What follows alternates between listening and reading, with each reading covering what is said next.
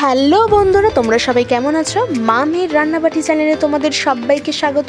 মা বানিয়েছিল আজকে মায়ের হাতে স্পেশাল মাটন বিরিয়ানি। তার জন্য আমাদের নিয়ে নিতে হবে 8টা মিডিয়াম সাইজের পেঁয়াজ, 40 গ্রাম রসুন, 70 গ্রাম আদা আর 4টে বড় বড় সাইজের আলু।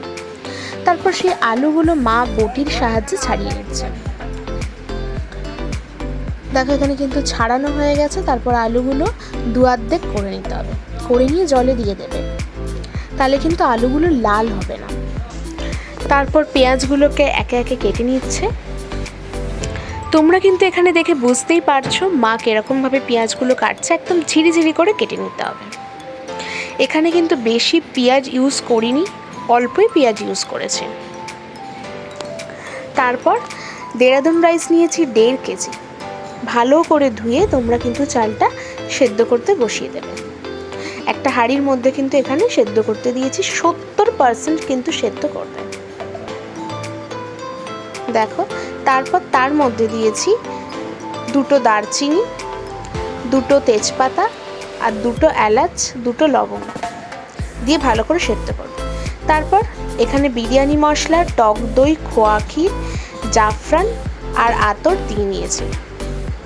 তারপর এই বিরিয়ানি মশলাটা ভালো করে কিন্তু চাটুতে নেড়ে নিতে হবে, নেড়ে নিয়ে কিন্তু গুঁড়ো করে নিতে হবে। তোমরা কিন্তু দোকানে গিয়ে বলবে যে বিরিয়ানি মশলা দিতে, তাহলেই কিন্তু ওনারা দিয়ে দেবেন। তারপর একটা প্রেসার কুকারে জল বসিয়ে দিয়েছি। এখানে 1.5 কেজি চালের জন্য 1 কেজি 400 মাটন আছে। সেই মাটনগুলোকে হলুদ দিয়ে সেদ্ধ বসিয়ে দিতে হবে। হলুদ আর এখানে সর্ষের তেল মা দিয়ে দিয়েছে। তারপর ওই প্রেসার কুকারে যে জলটা ফুটছে তার মধ্যে দিয়ে দিতে হবে, দিয়ে এখানে 3টে সিটি মেরে নেবে। তারপর দেখো এখানে কিন্তু মা নুন দিয়ে দিল। তোমরা কিন্তু মাটনটা 70% সেদ্ধ করবে, এর বেশি কিন্তু সেদ্ধ করবে না। তারপর একটা কড়ায় সর্ষের তেলের মধ্যে এখানে দিয়ে দিয়েছে পেঁয়াজ। কিছু পেঁয়াজ বেরেস্তা করে নিতে হবে, আর কিছু পেঁয়াজ কিন্তু মাংসে দেবে।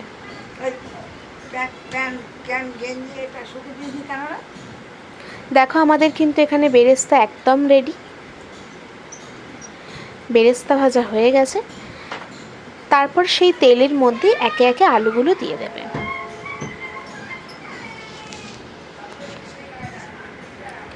এখানে কিন্তু মা আলুতে একটু ফুড কালার ইউজ করেছে, তোমরা আলুতেও দিতে পারো কিংবা মাংসতেও দিতে পারো।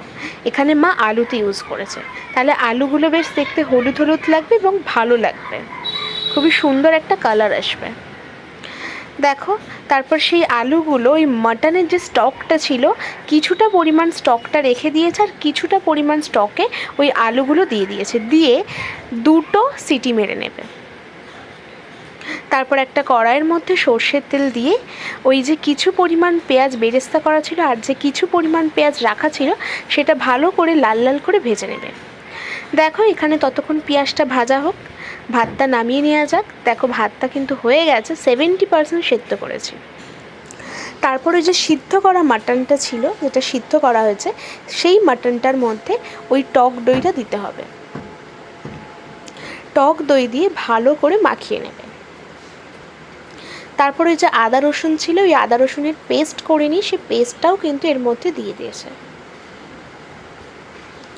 দেখো করতে করতে কিন্তু পেঁয়াজটাও ভাজা হয়ে গেছে। তারপর সেই পেঁয়াজটার মধ্যে ওই মাখানো ম্যারিনেট করা মাটনটা কিন্তু দিয়ে দেবে কড়ার মধ্যে, দিয়ে ভালো করে নাড়তে থাকবে।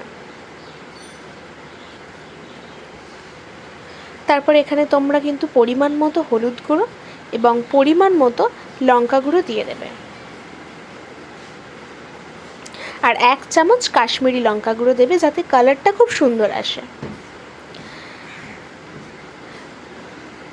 সামান্য পরিমাণ চিনি দিয়ে ভালো করে নাড়তে থাকবে।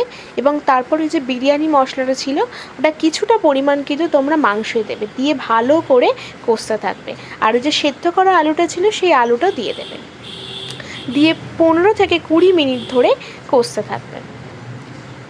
তারপর এবার বিরিয়ানির সাজানোর পালা। একটা হাঁড়ির মধ্যে 3 থেকে 4টে তেজপাতা, তার উপরে ভাতটা দিয়ে দেবে। এখানে কিন্তু 3টে লেয়ার করেছি, তারপর ভাতের উপরে একে একে মাংস সাজিয়ে নেবে। তোমরা কিন্তু দেখে বুঝতেই পারছো। তারপর বেরেস্তা দিয়ে দেবে, তারপর খোয়া ক্ষীর দিয়ে দেবে। তারপর ওই যে বিরিয়ানি মশলাটা ছিল, ওই মশলাটা কিন্তু তোমরা দিয়ে দেবে অল্প অল্প করে। তারপর কিন্তু আবার ভাত দিয়ে দেওয়া হলো, তারপর মাংস। দেখো তোমরা কিন্তু দেখে বুঝতেই পারছো।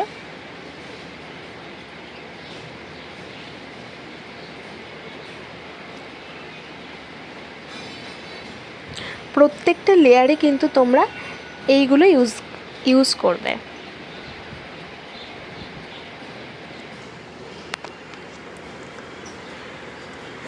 দেখো মা কিন্তু আবার ভাত দিয়ে দিল। এটা কিন্তু একদম শেষ লেয়ার। তারপর এর মধ্যে জাফরান আর কিছু পরিমাণ দুধের মিশ্রণ দিয়ে দেবে, আর 3 থেকে 4 চামচ ঘি, আর ওই আতরটা পুরোটা দিয়ে দেবে। তারপর এখানে ঢাকনা দিয়ে মা দমে বসিয়ে দিচ্ছে। আর যেরকম তোমরা রুটি করো, রুটির আটা মাখো, সেরকম আটা মেখে তোমরা কিন্তু চারিদিক দিয়ে দেবে, যাতে কোনো হাওয়া না বেরিয়ে যায়। তারপর দেখো এখানে 15 মিনিট কিন্তু দম দেওয়ার পর আমাদের বিরিয়ানি একদম রেডি। কতটা সুন্দর হয়েছে খেতে, দোকানের থেকেও খুব সুন্দর খেতে হয়েছিল। তোমরা কিন্তু বাড়িতে অবশ্যই ট্রাই করে দেখো, খুব ভালো লাগবে। এবং ভালো লাগলে কিন্তু লাইক, কমেন্ট, শেয়ার আর সাবস্ক্রাইব কিন্তু করতে হবে। তোমরা কিন্তু চ্যানেলটা ভরে ভরে শেয়ার করে দাও এবং সাবস্ক্রাইব।